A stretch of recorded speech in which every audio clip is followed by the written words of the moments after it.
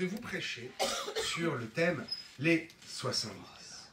C'est un chiffre, si vous avez lu le livre des symboles bibliques, c'est un chiffre qui représente l'esprit qui est répandu, qui représente ceux qui sont élus, ceux qui sont choisis.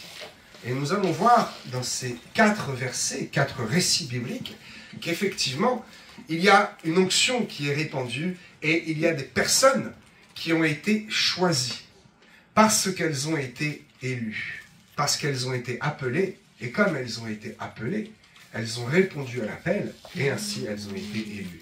Je m'exprime souvent sur cette histoire de beaucoup d'appelés mais peu d'élus. Pourquoi est-ce qu'il y a peu d'élus? Parce que les appelés, eh bien, ne répondent pas tous à l'appel.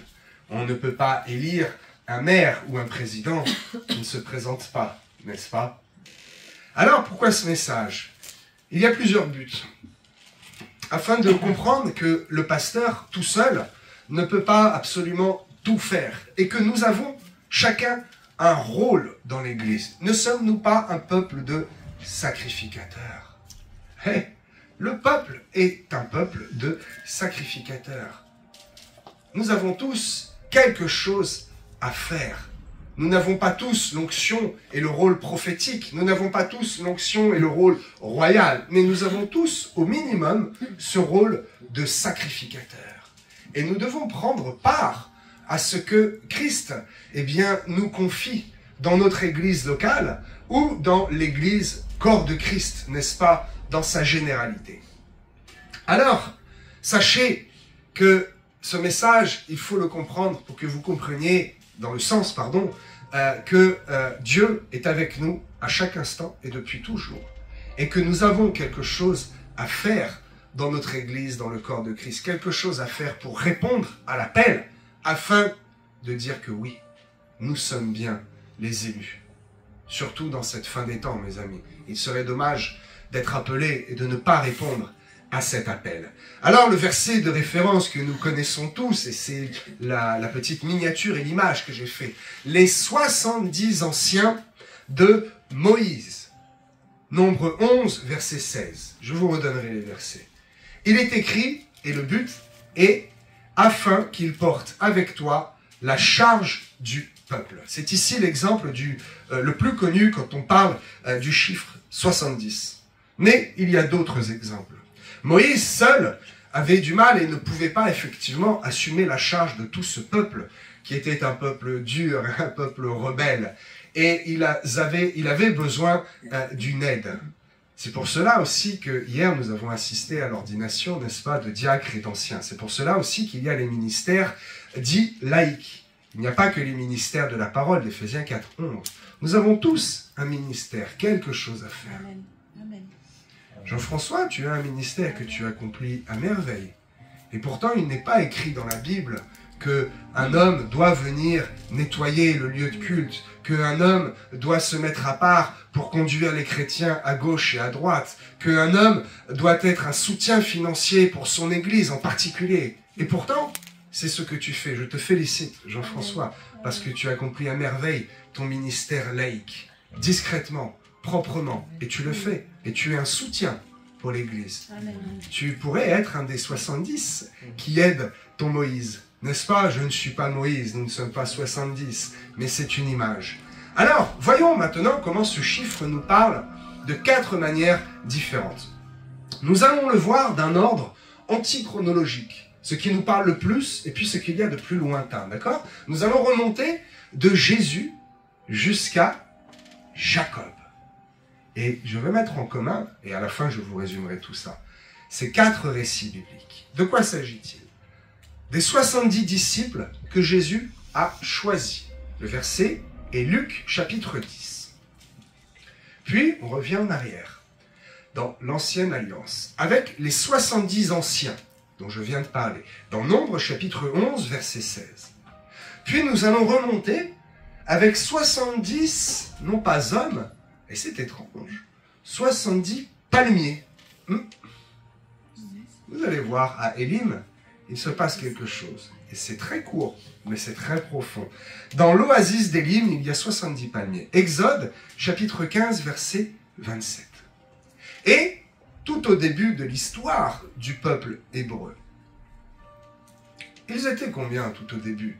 Avant d'arriver à l'histoire de Moïse, où ils étaient, je crois, il est écrit 600 000 hommes, donc un homme à sa femme, 1,2 million, et ils ont au moins 2 enfants, voire 3 enfants. On parle d'une population d'environ 2 millions. Et à la base, ils étaient 70 qui arrivent en Égypte avec Jacob. Genèse chapitre 46, verset 27. Nous allons partir sur ces 4 textes et ces 4 récits bibliques pour vous démontrer que, eh bien, le Saint-Esprit, au travers Jésus, au travers la colonne de fumée, au travers des bénédictions, au travers d'événements, eh bien, est toujours, depuis toujours avec nous. Et au travers de cette 4e histoire des 70 et de ce décompte, il y a un petit quelque chose, un détail qui cloche et qui a attiré mon attention, et je vais vous surprendre ce matin. Les 70 de Jésus. Il est question d'abord de 12 disciples, n'est-ce pas? Alors, est-ce que Jésus se serait trompé? Est-ce qu'il n'en aurait pas choisi assez, puis il revient un peu en arrière et il en choisit d'autres en plus? Il s'agit de 12 d'abord disciples, n'est-ce pas? Qui étaient en fait les plus proches de Jésus. Parce que les 70 n'avaient pas la même mission, ils n'étaient pas aussi proches. Les 12 le suivaient partout. Mais il en a fallu d'autres qui sont appelés étrangement enfants. Oui, au verset 21, n'est-ce pas, de Luc 10, les 70 disciples, il est question du terme népios. Vous le savez, népios et huos. Népios qui désigne vraiment enfant. Et nous voyons ici déjà une excellente nouvelle. C'est que Jésus, qui était proche des 12 disciples, beaucoup plus que des 70, il les appelle et il les envoie. Il ne va pas avec eux, mais pourtant il est quand même avec eux. Parce que il leur donne sa puissance. Et que malgré que ce soit des enfants, ils sont quand même capables de quoi? De chasser les démons. Lisons Luc chapitre 10, versets 1 à 5.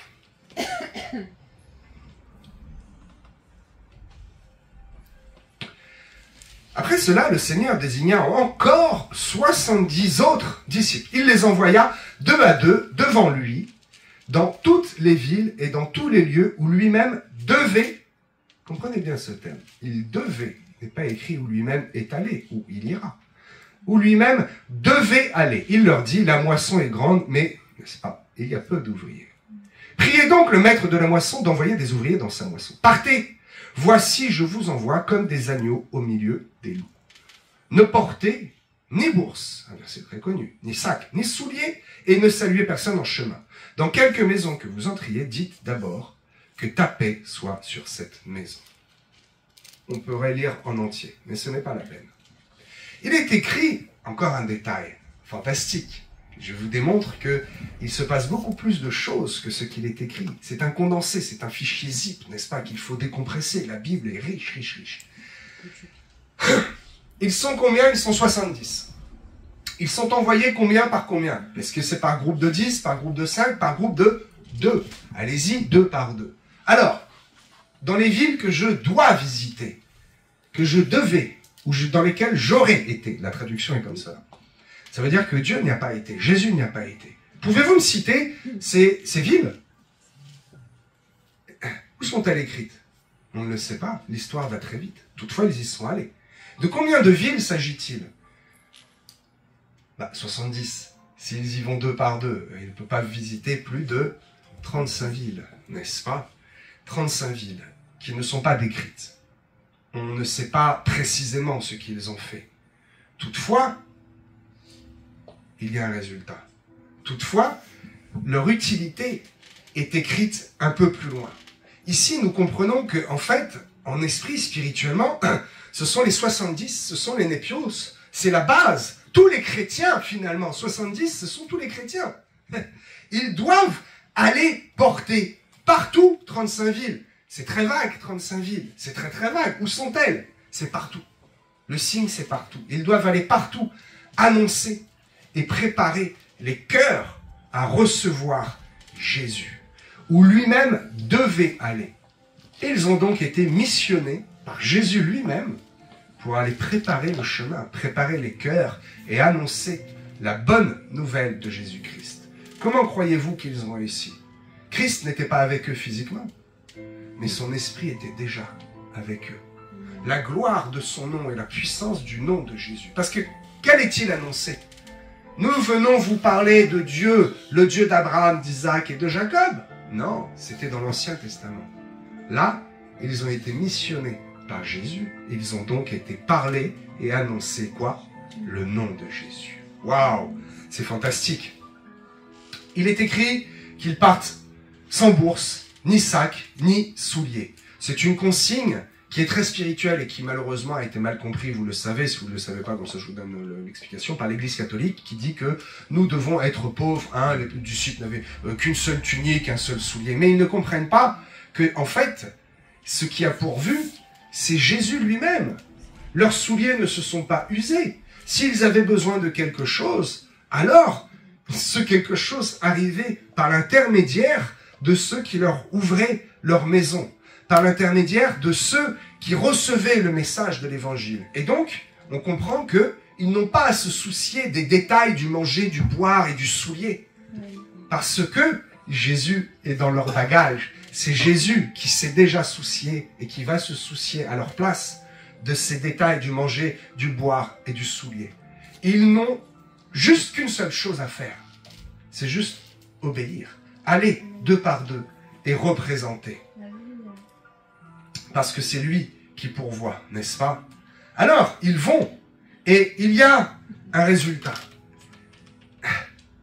Il faut toujours qu'il y ait du résultat dans nos missions, n'est-ce pas? Nous ne visons pas la cible pour dire juste j'ai tiré des flèches et j'ai loupé la cible. C'est pas grave, c'est l'intention qui compte. Je l'ai déjà dit. Non, ça c'est le monde qui dit c'est l'intention qui compte. Oui, mais je voulais. Frère, il est où le résultat? Oh mon Dieu, je voulais croire en toi, vraiment, je voulais laver ma vie et je voulais prendre une direction différente. Et pourquoi ne l'as-tu pas fait? Ce qui compte, c'est le résultat. On reconnaît un arbre à quoi? À ses fruits. Si on ne porte pas de fruits, peut-on porter le nom d'arbre? Donc, au verset 17, il y a du résultat. Il est écrit, les 70 revinrent avec joie.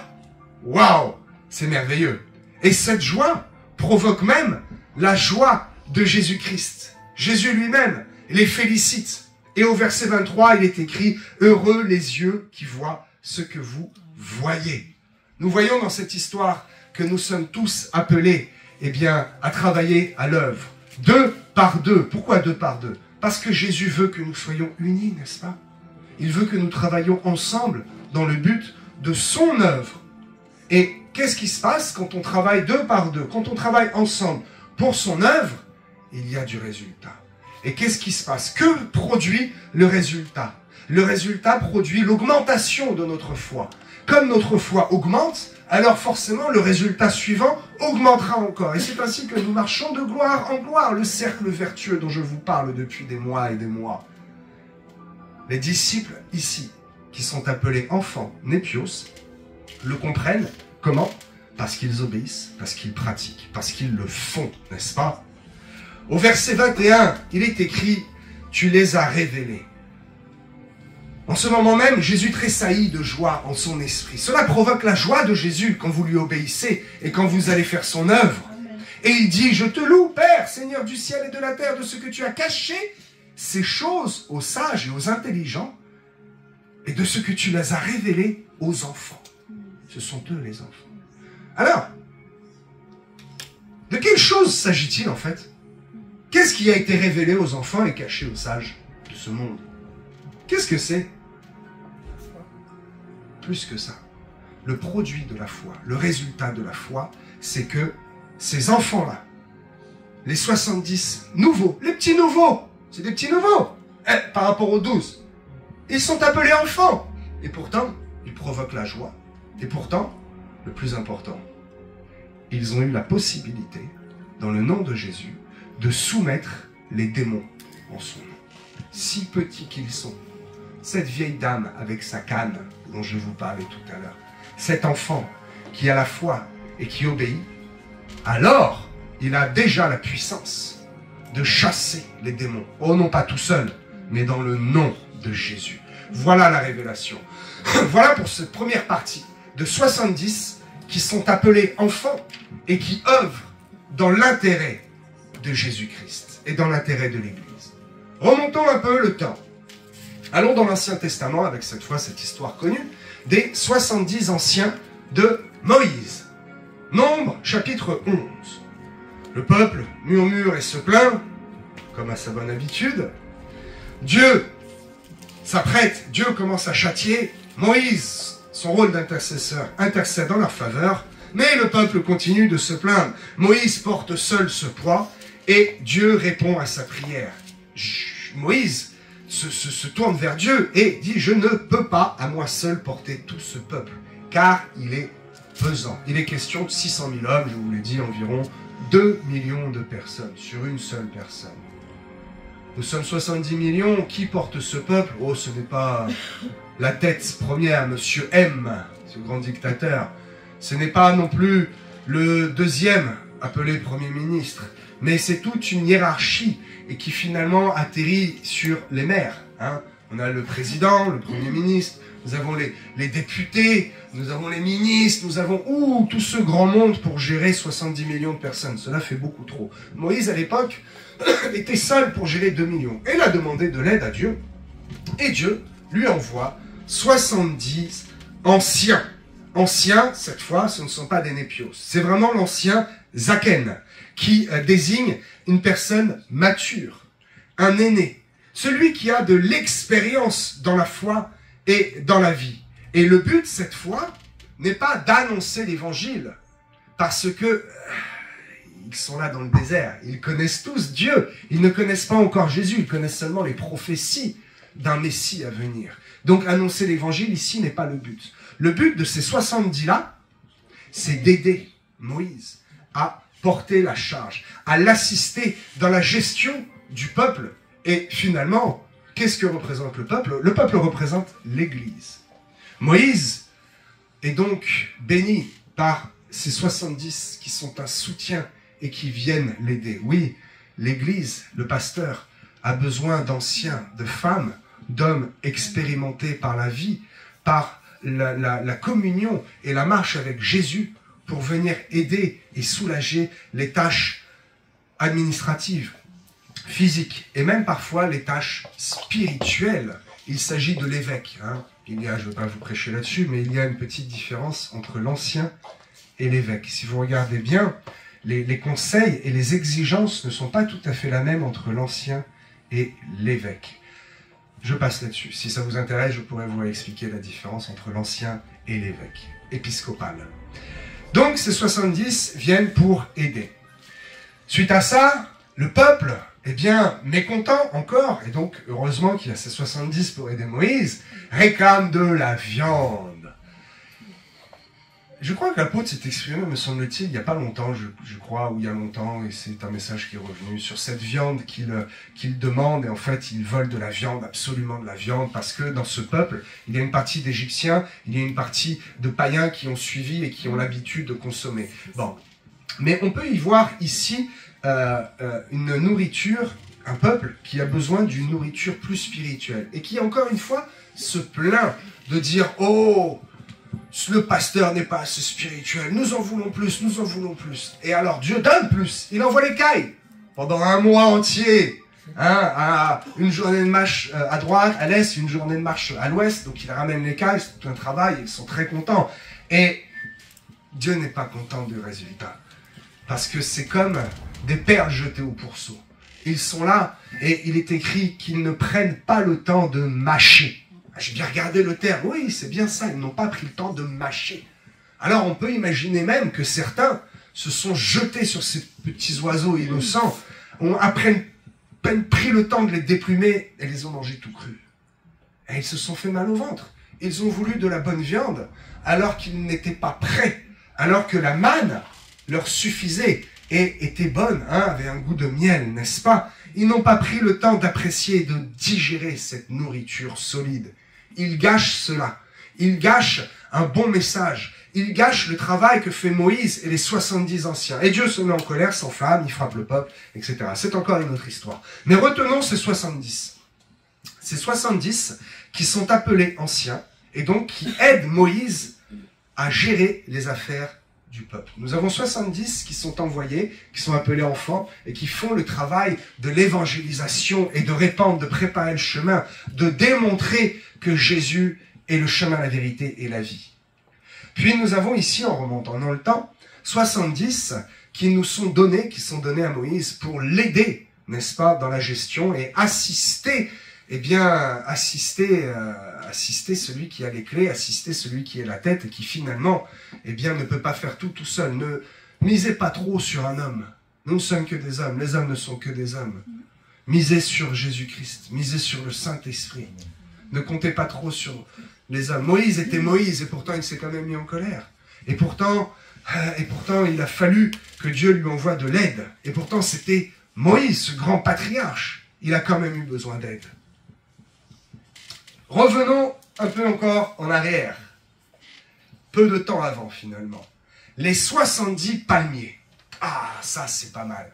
Ça, c'est pas mal parce que le verset est très court, l'histoire est très courte et on ne sait pas trop pourquoi. Est-ce un hasard? Qui s'est amusé à compter les palmiers? 70, pourquoi pas 69, 73, 71, 22, je sais rien moi.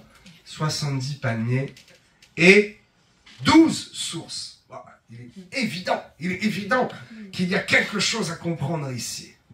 Et je vais vous régaler. Si vous ne savez pas, vous allez vraiment aimer ce que je vais dire, et si vous le savez, cela va vous conforter encore plus. Exode chapitre 15, verset 27. Les palmiers, encore une fois dans le livre, les palmiers qui représentent la justice, l'abri et la victoire. Les branches de palmier qui sont étalées sur le devant lorsque Jésus entre dans Jérusalem, n'est-ce pas? Les palmiers qui forment la couronne de laurier.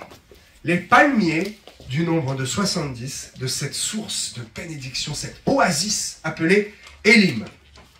Donc, nous venons de voir les 70 anciens. Il faut savoir que là, nous remontons juste un petit peu dans le temps, un petit peu avant, dans le parcours du peuple hébreu qui sort en fait à peine, je crois que ça fait 1 mois et demi environ, à peine du pays d'Égypte, n'est-ce pas? Et donc, ils arrivent dans ce désert et ils apprennent un peu à vivre d'une manière différente de ce qu'ils avaient l'habitude. Alors, ils sortent d'Égypte. Ils sont d'abord tout contents, comme ils disent les jeunes, tout gaze, enjoués, tout en joie, là, ils chantent, il est écrit qu'ils font des cantiques et ils louent Dieu. Et puis, première épreuve, et là, ils déchantent immédiatement et tout de suite, ils commencent à râler, à élever la parole contre Moïse. Ils arrivent à Mara. Mara qui veut dire amer, n'est-ce pas? Et donc, ils murmurent contre Moïse. Il est écrit qu'ils murmurèrent. Et donc, le murmure, ici, c'est pas « Oh, c'est bien, Moïse travaille bien », c'est « Oh, regarde ce qu'il fait, il nous a menés dehors. Eh, t'as vu ?» Et il murmure. Méfiez-vous toujours des bruits de couloir. Méfiez-vous toujours des murmures. Donc, ils arrivent à Mara, ils râlent. Moïse appelle Dieu, Dieu lui donne la solution, il prend un bâton, tac, aussi simplement que ça. Il le jette dans l'eau, l'eau devient pure. Donc, ils sont abreuvés. Il n'est pas écrit qu'ils se mettent sur leurs genoux pour remercier. Il n'est pas écrit qu'ils chantent des louanges à Moïse. Il n'est pas écrit qu'ils campent ici et qu'ils sont contents. Pourtant, c'est un miracle. L'eau était amère, l'eau était polluée, et d'un seul coup, l'eau devient pure. Donc, ils continuent leur chemin. Et nous avons ici une image merveilleuse de la grâce, parce que Dieu aurait pu se contenter de les abreuver de cette eau devenue pure. Ils n'ont rien demandé de plus. Ils étaient déjà abreuvés. Ils ont eu le minimum. Mais ici, il se passe quelque chose. Dieu nous parle. À cette époque-là, ils ne pouvaient pas le comprendre. Nous le comprenons aujourd'hui. Dieu nous parle ici avec un événement important. Nous y voyons en fait une prophétie qui est annoncée non pas en parole, non pas en acte, mais en situation. Oh, je vous surprends, bien sûr. Les prophètes parlent. Les prophètes font des actes quand ils marchent, quand ils se couchent d'un côté, quand ils font des choses, ils tapent du pied, puis tu comprends pas, parce qu'en fait, ils annoncent un tremblement de terre, tu vois. Et ils parlent, Dieu parle aussi dans des situations. Ici, c'est une situation. Il y a 12 sources d'eau, il y a 70 palmiers. Les Hébreux arrivent et sont déjà abreuvés, n'est-ce pas? Ils n'ont pas besoin, techniquement, ils n'ont pas besoin de plus. Mais Dieu donne plus. Dieu ici distribue sa grâce. 12 sources d'eau qui représentent, dans un futur proche, bien entendu, les 12 tribus d'Israël, la promesse qui va s'accomplir.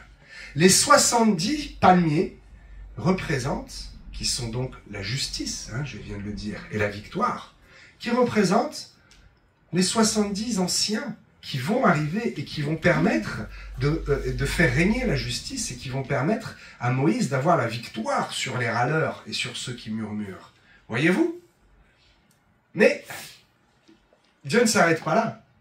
C'est encore une prophétie annoncée dans une situation et qui annonce plus tard les 70 disciples que Jésus envoie, qui annonce les 12 sources d'eau, qui annonce, eh bien quoi, les 12 disciples, qui seront une source d'eau vive pour toutes les églises. Ce sont eux qui vont continuer à faire couler l'eau de la parole.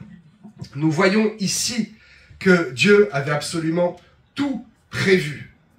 Il avait prévu ces 12 sources d'eau, ces 12 tribus, ces 12 disciples, ces 70 palmiers, ces 70 anciens d'Israël, ces 70 disciples. N'avons-nous pas déjà été élus et prédestinés avant les fondations de ce monde? J'ai une bonne nouvelle pour vous, mes amis. Vous avez été élus et prédestinés à naître et à être ici. Et maintenant, vous pourriez faire partie aussi, vous, des 70. Je vous le dis. À vous de voir si vous prenez le rôle et la fonction des 70 disciples, ou si vous prenez le rôle et la fonction des 70 anciens. Votre venue dans cette génération était déjà annoncée. Dieu a un plan pour votre vie. Tout comme ces 12 sources et ces 70 palmiers étaient déjà plantés et prévus avant même l'arrivée du peuple de Dieu, qui était assoiffé, qui a été abreuvé, et qui finalement, ici, bénéficie d'une grâce supplémentaire qu'il ne méritait pas, n'est-ce pas? Alléluia. Passons maintenant aux 70 anciens, aux 70 qui arrivent en Égypte. Un instant, pardonnez-moi. Je m'abreuve moi aussi d'une source d'eau fraîche, n'est-ce pas? La racine, la source. Vous avez compris, je l'ai déjà démontré, mais que 70 disciples, Jésus était avec eux physiquement, mais pas au moment où ils vont. Et pourtant, juste leur nom, le nom de Jésus qui les accompagne, suffit. Nous avons ces 70 anciens qui sont là et qui ont une fonction importante et qui servent. Nous avons ces 70 palmiers qui représentent la justice, qui représentent la bénédiction qui était déjà prévue pour eux. Le peuple ne s'attendait pas à ça. Et nous avons ici 70 qui arrivent en Égypte avec Jacob.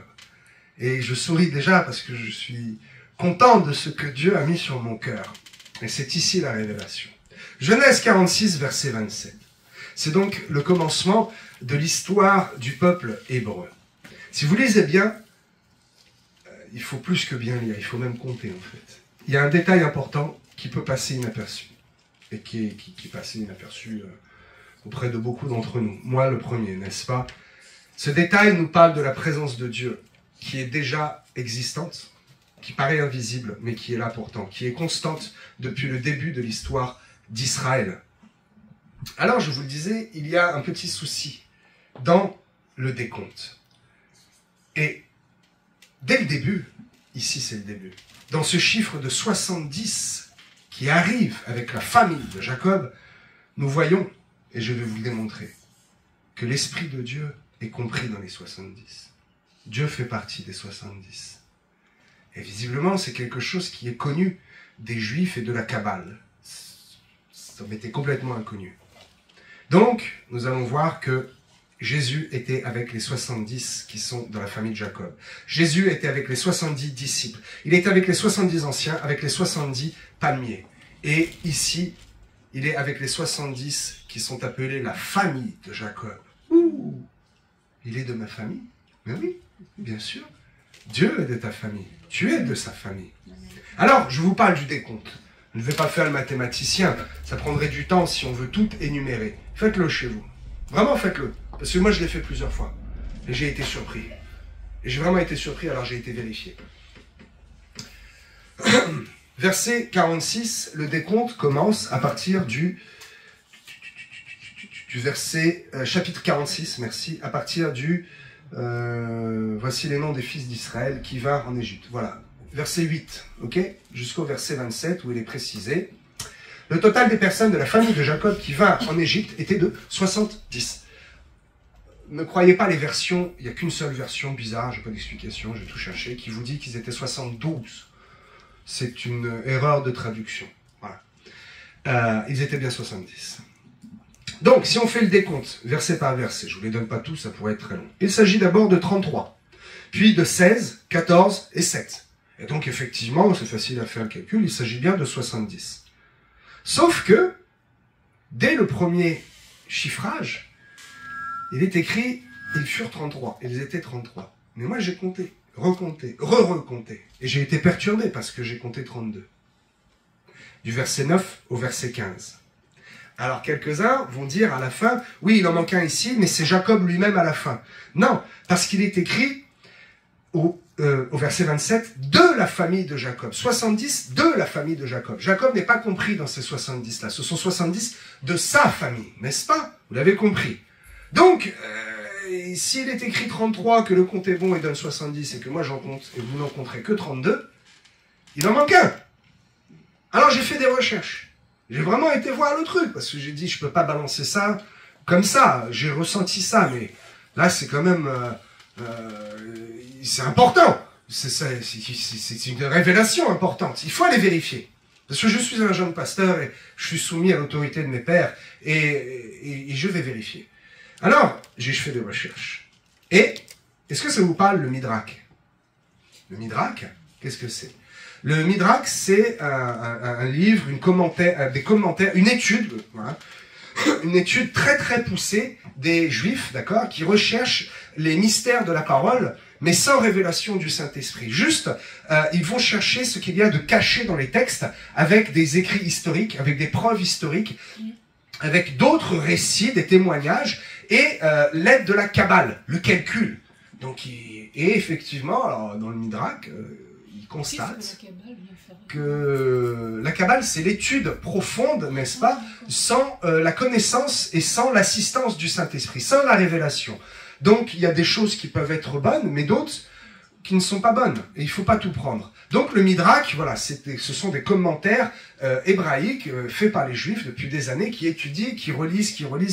Et ils se sont aperçus, comme moi je me suis aperçu, que eh ben, il est écrit 33, mais ils ne sont que 32. Il est écrit 70, mais à force de compter, de recompter sur les généalogies, alors quand j'ai vu que c'était dans le Midrash, j'ai dit, pas besoin d'aller plus loin, ce sont des experts, des intellectuels, et effectivement, le nombre, il y a bien 69. Alors, qui est cette 70e personne? Qui était avec Jacob et ses fils?